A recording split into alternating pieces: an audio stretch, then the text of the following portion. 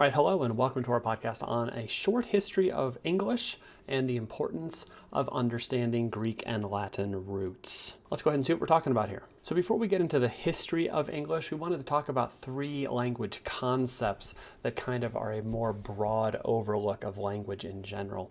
So one of those concepts is that language changes. And so if we look at English specifically, we can see that a lot of English words are borrowed from other world languages. For example, adobe, rodeo, those are borrowed from Spanish, alcohol, algebra. Most words with al in them are borrowed from Arabic. So English constantly borrows from other world languages. Additionally, English is able to create new words, and those words carry meaning. Things like binge watch, to be a hater, microaggression, totes, or to upcycle.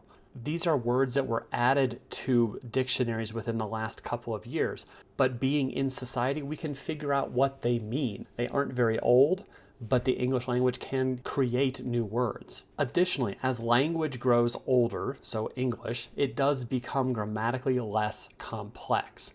And so we see this when we're talking to parents or maybe grandparents or reading older books that are in English. We can see that the structures they used then, we tend not to use now in our writing. So some older rules, things like the split infinitive. I was taught never to split the infinitive when I was writing. So I should have written, I want to read effectively, rather than I want to effectively read. Some rule came about years ago that the infinitive, to read, so to plus a verb, should never be split. Now, it is what it is. Who versus whom? There are rules about when we should be using these two different words, but most people today don't know them, and most readers don't really care. They're not going to nitpick something like that. Additionally, we have new structures coming up because grammar has become less formal. So we have things like, well, I have to adult now, or I'm busy, because breakfast, right? We take out words, we add words, we change the usages of words because English has aged. We have gone a long way where this language has become less complex and more informal. And so that's okay. That's what we're speaking these days. And then number three, the political power determines the prestige of a language or a dialect. So ask ourselves, what is the power language in the United States? The US doesn't have an official language, but most people speak English as their primary language. And that is the language of politics. That is what's spoken predominantly in where power is served. And so if you want to break into the power structure, you have to speak the power language. People can see how the power language and the power positions in the United States match up. So a quick overview of why English has become this way. We know that English is a borrowed language. It is kind of a mutt. It's made up of a whole bunch of different languages piled together to form what we are speaking today. And so we can often see direct evolution from German. And most notably, this is with the structure of how we use the language. And we see it most obviously with the use of adjectives, where in German, the adjective describing the noun comes first. So the fact that we would say the blue car, that is very German in structure. This is different from the Latin-based languages that we'll talk about in a second. Spanish, French, Latin, Romanian, etc. Those languages put the adjective second. So if you were to directly translate something, they would say the car blue. But since we put the adjective first, that is very obviously from German, which makes sense when you look at how the language was brought from the European mainland through Germanic tribes of the Angles, the Jutes, and the Saxons, and eventually brought into what becomes the United Kingdom. And so all of those languages and structures mix to eventually we get Old English, Middle English, and then the English that we are speaking today. And so if you really want to get into the study of linguistics or the study of language, you can see on the left-hand side here, we have the Germanic languages, and you can see that English is a direct descendant of those. Now, English was not only influenced by Germanic languages, it was also influenced by the spread of the Roman Empire. So we can see here is the Roman Empire at its height. So you see Rome right in the middle there of Italy, but that empire expanded to the east into Turkey, into, in essence, the Middle East, south into North Africa, and west into Spain, and northwest up into what is now the United Kingdom. As these Roman soldiers are coming with them and extending the empire, they are, of course, bringing their language of Latin with them, and it is melding with all of the local languages spoken at the time to become Spanish, French to the northwest, and then eventually variations of English in the far northwest. And so while German offers structure to our language, many of our words come from what are called the Romance languages. And not as in like, oh, February 14th, Valentine's Day romance. We don't mean that. We mean like from Rome. And so Romans spoke Latin. And so as they brought their language with them, as they are conquering the known world at the time, Latin melds with the local languages and forms the languages of French, Italian, Portuguese, Spanish, Romanian, Catalan, and Provençal. And so what's interesting is if you are taking a world language like Italian or French or Spanish, you can oftentimes at least make basic reading strides in any of these languages. Sometimes you can even speak basic Portuguese because you spoke enough Spanish. You can hack your way through Italy on broken Spanish because the languages are closely related because they all stem from the Romance language of Latin. So we've talked about the structure coming from German. We've talked about the makeup of many words coming from the Romance languages. So why do these Latin roots matter? Some stats for us. About 80% of entries in the English dictionary are borrowed from Latin. We have a lot of words directly borrowed from these Romance languages. Over 60% of all words have Latin or Greek roots in them. In the sciences, over 90% of words have Latin or Greek roots. And a single Latin or Greek root can be seen in many English words. So as we shift from the history of English and why our language has borrowed from multiple other outlets like German, like Greek, like Latin, we now shift our attention to the Greek and Latin roots and their importance in understanding our own language of English. And so we talk about roots and affixes. And so these are parts of words that come primarily from Greek and Latin and form the words that we are using today. And so roots are like the base model of a word. If we take off all of the affixes, that's what we're looking at. We're looking at a root. It's the base of a word. But if we start to affix things to either end of a root, those are called affixes, right? We can add things to the beginning. We'll call them a prefix.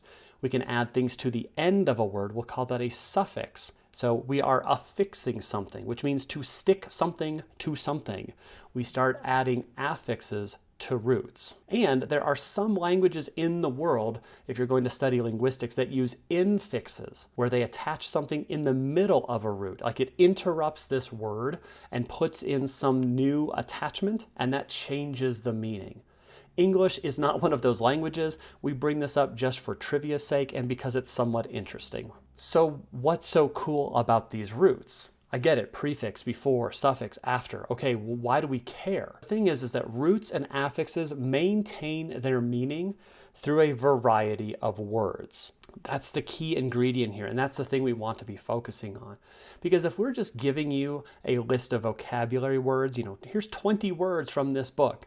At the end, you should learn those words. You have learned 20 whole words. Yay, good job. But if we can learn the affixes and the roots, and since those words maintain their meaning no matter what they're stuck to, we can learn bunches of new words at the same time. So for example, the root or the prefix of sub means under or beneath in Latin. So whenever we see the root of sub, it is always going to mean under or beneath. For example, submarine, it goes under the marine. Well, what is a marine? Well, marine means water. And that is exactly what a submarine does. It goes under water. The subway goes under the road. The subclavian artery, I don't really know what it does, but I know it goes under something. It goes under the clavicle. Okay, so sub tells us it's underneath. And then we can take it to the next step where we have one key word that has roots in it, and you can see the branches that can form from this. So if we have a complex word like fratricide, there's our suffix of side, which means to kill, and fratra means brother. Fratricide literally means to kill one's brother. Horrible as an idea, but interesting as a word. Therefore, anything with fratra in it means brother, or to hang out like a brother, such as fraternity, or fraternal, to fraternize, or fraternalism. Those are all very brotherly feeling, like we are on an equal status as brother. And then over on the right, we see the suffix of side again. All of the different roots that could be stuck to that suffix to mean to kill. So that's all great trivia. That's going to help me when I'm talking with grandma next week. But why does this matter in a high school English course? So here's why it matters. If you come across a word you don't know, you should probably, always stop.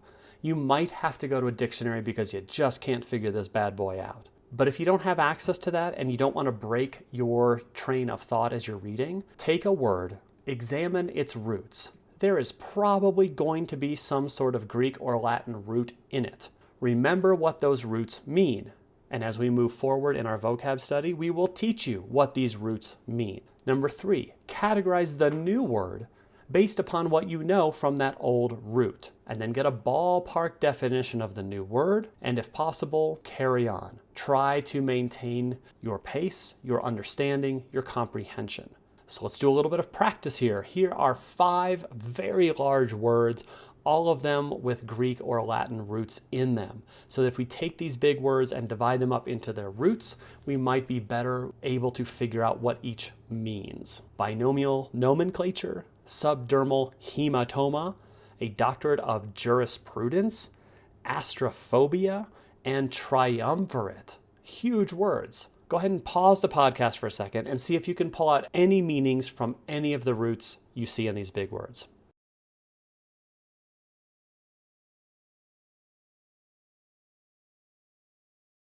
Let's see how we did real quick. So binomial nomenclature, we have the root of bi, which means to, nom, which means name, and then nom again, which again will always mean name. So this is a two-name naming system. Like this is how we talk about things in biology class. Homo sapien, that is mankind. Canis familiaris, that is the common dog, right? It's a two-name naming system. So binomial nomenclature tells you it has 2 names and it names stuff. A subdermal hematoma. Sub means under, as we figured out. Dermal means skin. Hemo means blood. So a subdermal hematoma is bleeding under the skin. A doctorate of jurisprudence. Juris means of the law, as in a jurist, someone who is a lawyer, or that is my jurisdiction, that's the area that is covered by the law, or even a jury member. So a doctorate of jurisprudence is the degree one gets when one is becoming a lawyer. Astrophobia, the root of astro means star, and phobia means fear of. So if you have astrophobia, you have a fear of stars.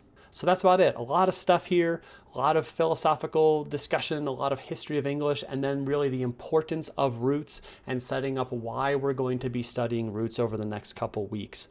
This will complement our work with figuring out words' meanings in context, but this is just another way to attack that need to develop our vocabulary as much as we possibly can.